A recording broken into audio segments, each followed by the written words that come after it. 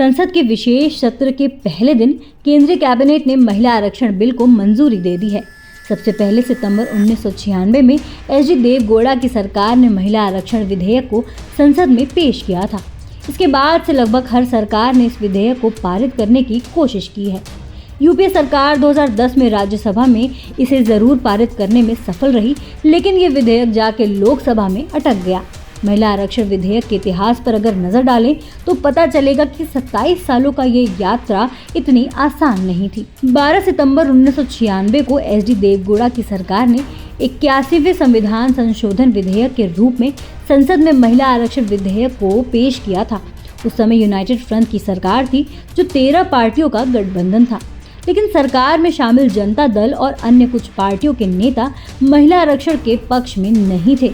इस विरोध की वजह से इस विधेयक को सीपीआई की गीता मुखर्जी की अगुवाई वाली संयुक्त समिति के समक्ष भेजा गया। इस 31 सदस्यीय संसदीय समिति में ममता बनर्जी, मीरा कुमार, सुमित्रा महाजन, नीतीश कुमार, शरद पवार, विजय भास्कर रेड्डी, सुषमा स्वराज, उमा भारती, गिरिजा व्यास, राम गोपाल यादव, सुशील कुमार शिंदे और हन्ना मुल्ला शामिल थे। इस समिति ने विधेयक में 7 बड़े सुझावों का प्रस्ताव रखते हुए कहा कि विधेयक में महिलाओं के लिए आरक्षण के संबंध में 1/3 से कम नहीं, वाक्य स्पष्ट है और इसकी अलग तरह से व्याख्या की जानी चाहिए। समिति ने सुझाव दिया कि इसे लगभग 1/3 लिखना चाहिए ताकि इसमें अस्पष्टता की कोई गुंजाइश न बचे। समिति ने ये भी सुझाव दिया कि राज्यसभा और विधान परिषदों में महिलाओं के लिए सीटों का आरक्षण होना चाहिए। साथ ही अन्य पिछड़ा वर्ग यानी ओबीसी को भी आरक्षण का लाभ उचित समय पर मिलने के लिए इस समय पर विचार करना चाहिए। महिला विरोधी बयानों से भरा पड़ा है इतिहास। बिहार के मुख्यमंत्री कुमार भी इस समिति का हिस्सा थे। उन्होंने महिला आरक्षण विधेयक का विरोध करते हुए असहमति नोट में कहा, ओबीसी और एसटी/एससी की महिलाओं के लिए आरक्षण की बात करता है। मेरा मानना है कि ओबीसी की महिलाओं को भी आरक्षण मिलना चाहिए। इस 1/3 आरक्षण में ओबीसी की महिलाओं को भी शामिल किया जाना चाहिए। ये आरक्षण ओबीसी की महिलाओं के लिए भी सही अनुपात में होना चाहिए। 16 मई 1997 में लोकसभा में एक बार फिर महिला आरक्षण विधेयक को लाया गया, लेकिन सत्तारूढ़ गठबंधन के भीतर ही इसके विरोध में आवाजें उठने लगी। इस दौरान विधेयक पर बहस करते हुए शरद पवार ने कहा था कि इस बिल में सिर्फ परकटी औरतों का ही फायदा पहुंचेगा।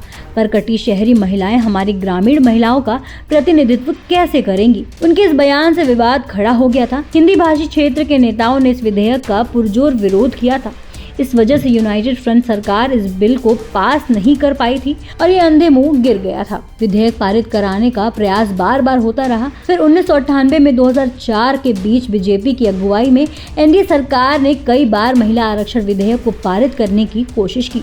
पहली बार 13 जुलाई 1998 को लोकसभा में उस समय घमासान मच गया जब कानूनी मंत्री एम थम्बीदुरई ने इस विधेयक को सदन के पटल पर पेश करने की कोशिश की, लेकिन राष्ट्रीय जनता दल यानी आरजेडी और समाजवादी पार्टी के सांसदों ने इसका पुरजोर विरोध किया। इस हंगामे के बीच आरजेडी के सांसद सुरेंद्र प्रसाद यादव ने लोकसभा के स्पीकर जीएमसी बालयोगी से बिल की कॉपी छीन ली और उसके टुकड़े टुकड़े कर दिए थे। अब बिहार सरकार में मंत्री सुरेंद्र ने कहा था कि उन्होंने इस बिल की कॉपी इसलिए फाड़ दी क्योंकि बी.आर. अम्बेडकर उनके सपने में आए थे और उन्होंने ऐसा करने को कहा था। इस हंगामे के बाद अगले दिन इस बिल को संसद में लाया जाना था, लेकिन स्पीकर की ये कहकर पेशी नहीं हुई कि इस पर सहमति संभव नहीं है। 11 दिसंबर 1998 को लोकसभा में एक बार फिर इस विधेयक को लेकर घमासान मचा। ममता बनर्जी ने इस बिल का विरोध कर रहे समाजवादी पार्टी के तत्कालीन सांसद दरोगा प्रसाद सरोज का कॉलर पकड़कर उन्हें संसद के बाहर का रास्ता दिखाया था। इस बिल को सपा, राष्ट्रीय लोकतांत्रिक मोर्चा, बहुजन समाज पार्टी और मुस्लिम लीग के विरोध के बावजूद 23 सितंबर 1998 को संसद में पेश किया गया था, लेकिन हर बार की तरह इस बार भी जमकर हंगामा बरपा। अप्रैल 1999 में वाजपेयी सरकार के गिरने की वजह से ये संसद भंग होने की वजह से ये विधेयक एक बार फिर लटक गया। अटल बिहारी वाजपेयी ने एक बार फिर एनडीए का गठन किया। इस बार सरकार में कानून मंत्री राम जेठमलानी ने 23 दिसंबर 1999 को इस बिल को पेश किया, लेकिन इस बार फिर सपा, बसपा और आरजेडी ने इसका जमकर विरोध किया। इसके बाद 2000, 2002 और 2003 में भी विधेयक को पारित कराने की कोशिशें की गई, लेकिन कांग्रेस लेफ्ट के समर्थन के बावजूद ये पारित नहीं होने दी। जुलाई 2003 में तत्कालीन स्पीकर मनोहर जोशी ने इस विधेयक पर सहमति के लिए सर्वदलीय बैठक बुलाई थी, लेकिन कुछ फायदा नहीं हुआ। 6 महीने 2008 को कांग्रेस की अगुवाई वाली यूपीए सरकार ने महिला आरक्षण विधेयक को राज्यसभा में पेश किया, लेकिन इसे जल्द ही कानून और न्याय की स्थायी समिति के समक्ष भेज दिया गया। सपा, जेडीयू और आरजेडी के विरोध के बीच इसे संसद के दोनों सदनों में पेश किया गया। फिर 25 फरवरी 2010 को केंद्रीय कैबिनेट ने महिला आरक्षण विधेयक को मंजूरी दे दी। 9 मार्च 2010 को राज्यसभा में इस विधेयक को भारी मतों से पारित किया गया, लेकिन ये विधेयक लोकसभा में पेश नहीं किया गया। बीजेपी ने 2014 और 2019 के चुनावी घोषणा पत्रों में महिलाओं के लिए 33% आरक्षण का वादा किया था, लेकिन इस दिशा में कोई खास काम नहीं हो पाया।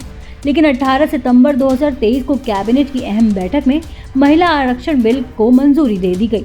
देश की संसद और विधानसभाओं में महिलाओं का वजूद क्या होगा?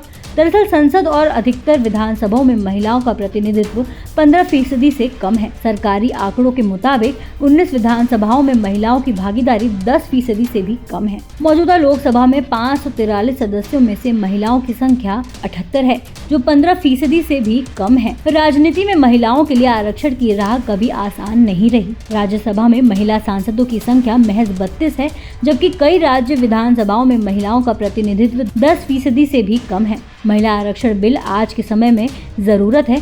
इससे पंचायत से लेकर विधानसभाओं, विधान परिषदों और देश की संसद में महिलाओं की हिस्सेदारी बढ़ेगी। इस बिल को कानूनी दर्जा मिलने से देश की सियासत से लेकर सरकारी और निजी क्षेत्रों में बड़े पैमाने पर महिलाओं की भागीदारी बढ़ेगी। ऐसी ही देश दुनिया की तमाम अपडेट्स के लिए देखते रहें समय डिजिटल।